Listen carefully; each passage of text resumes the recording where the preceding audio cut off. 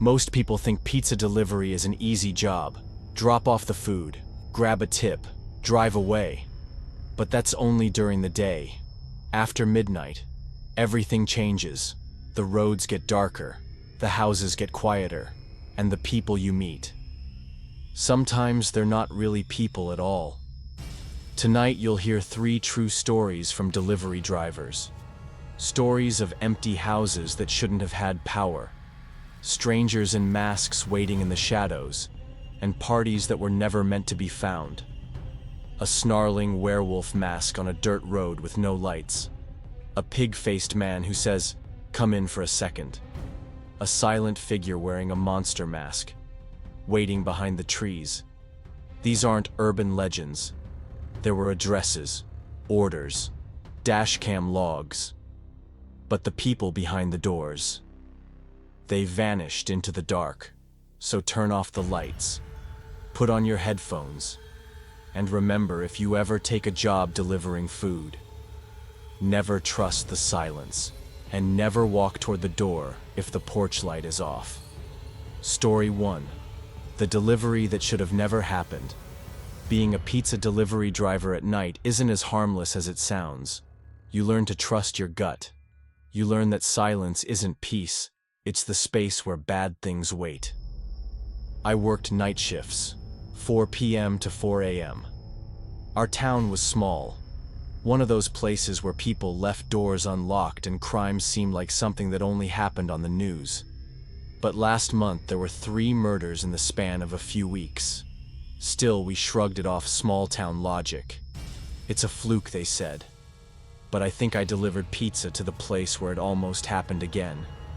Where it could have happened. To me. It was 1:06 a.m.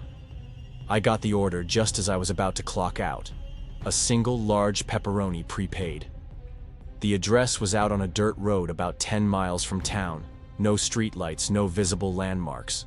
Just a pin on the GPS. I should have canceled it. But I didn't. I followed the map.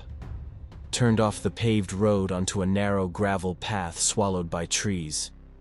The headlights of my car barely cut through the thick blackness. Dust and dirt kicked up behind me like fog. Not another car in sight. Not a single window glowing with life. When I arrived there, it was the house. A single-story structure tucked behind dead trees. Porch light off. Interior pitch black. Not a glimmer of movement inside. I parked. Kept the engine running. Left my high beams on. I stepped out with the pizza box in hand, walking slowly down the long driveway. The crunch of gravel under my shoes echoed like thunder. There were no crickets, no wind. Just this suffocating stillness that pressed against my chest. I knocked on the door. Nothing. Knocked again. Still silence. Third knock. Still no answer. That's when I heard it. Footsteps. Slow. Deliberate. Coming from the left side of the house where the porch light didn't reach. I turned. And I saw him. A man tall, broad, wearing a torn, snarling werewolf mask. He emerged from the darkness like he had grown out of it. The mask was cracked. The plastic fangs gleamed in the light from my car. And he wasn't saying a word. Just walking toward me. Steady. Controlled. Like this was part of a routine. My brain screamed, "Run!" But my body froze for half a second too long. Then I bolted. The pizza box hit the ground behind me as I sprinted toward the car. I could hear his boots pounding the ground behind me. Faster. Closer. I reached the car, yanked the door open, jumped in, and just as I slammed it shut, he hit the side of the car. I started the engine and floored it, tires spinning in the dirt. He disappeared in the dust behind me, swallowed by trees and darkness. I didn't stop until I reached a gas station 15 minutes away. My hands were shaking. I could barely hold my phone to dial 911. I told the police everything. The address, the mask, the footsteps, the chase. They ran a check. That house. It had been vacant for 5 days. The family who lived there had gone on vacation. Worse yet, 2 other delivery drivers had recently reported similar incidents in that same area. Masked figures, strange orders, silent chases, but no arrests were ever made. No one knows who the masked man was. No prints, no suspects, no camera footage, just stories. And me, I stayed at the job for another 2 weeks. But every knock after midnight, every long driveway, made my stomach twist with dread. I quit. Because now every time I hear someone walking outside at night, I think about that werewolf mask. The way it didn't flinch. The way it waited for me to come closer. And I wonder, if I'd been just a few seconds slower, would I still be here to tell this story? Story 2. The pig mask at the New Year's Eve party. There's a strange kind of loneliness that creeps in on New Year's Eve, especially when you're working delivering pizzas while everyone else is partying. It was the last shift of the year, December 31st, 2019. I was tired, cold, and just wanted to go home. But we were slammed that night. Non-stop calls from parties all over town. My final delivery came in around 11:20 p.m., barely 40 minutes before midnight. A house I didn't recognize tucked behind a gate down a narrow driveway surrounded by dense trees. I loaded the last pizza into my car and followed GPS into the outskirts of the neighborhood. When I arrived, the gate was slightly open, like someone had forgotten to close it, or left it open on purpose. My headlights flickered against long shadows as I parked by the road. No way to drive up.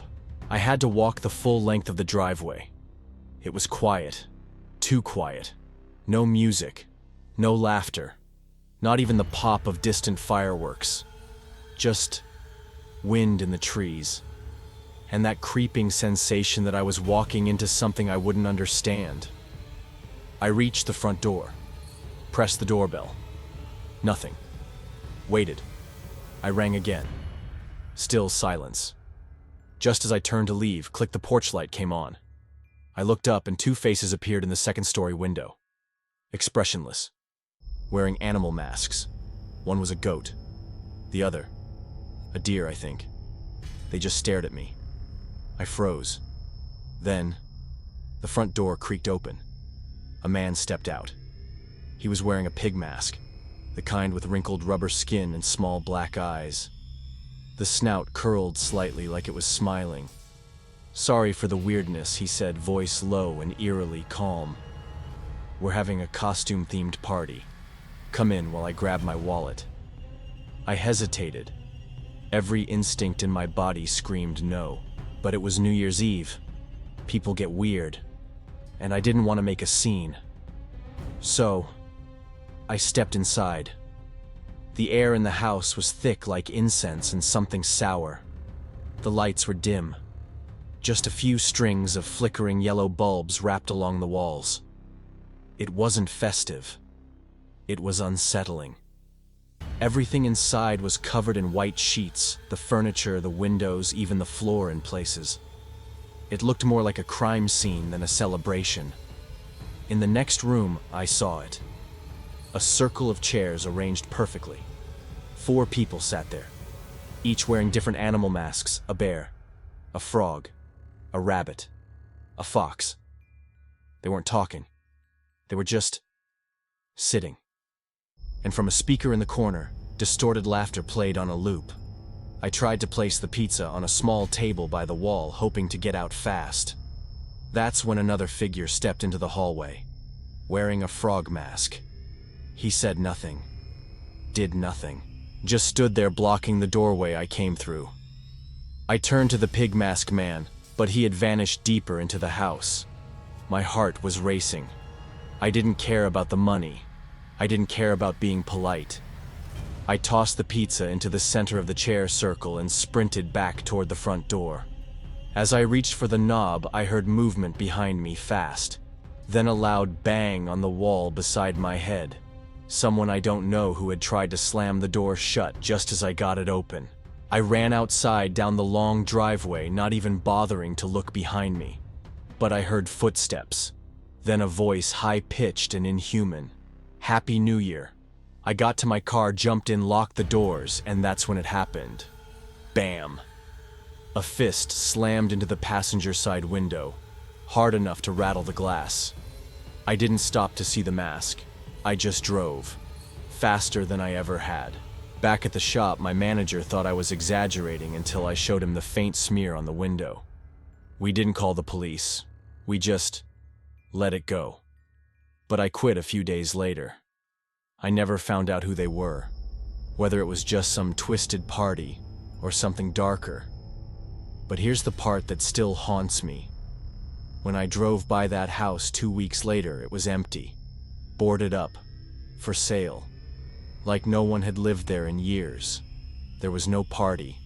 No neighbors remembered any cars. No reports. No names. Nothing.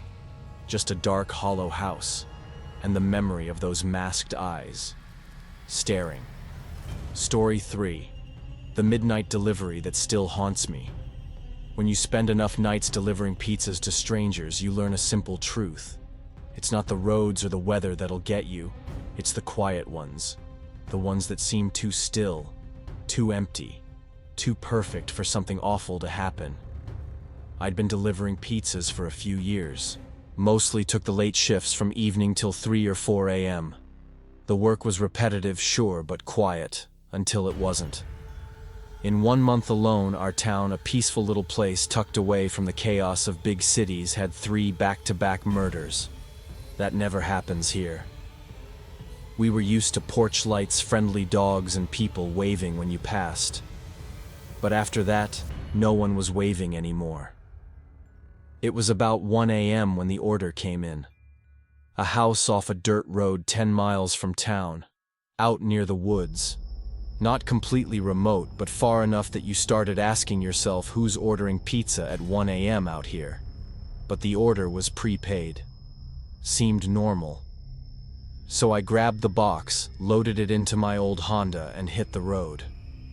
I played soft music, a late-night playlist, to help me stay focused. The deeper I drove, the fewer lights I saw. No cars, no houses, just trees.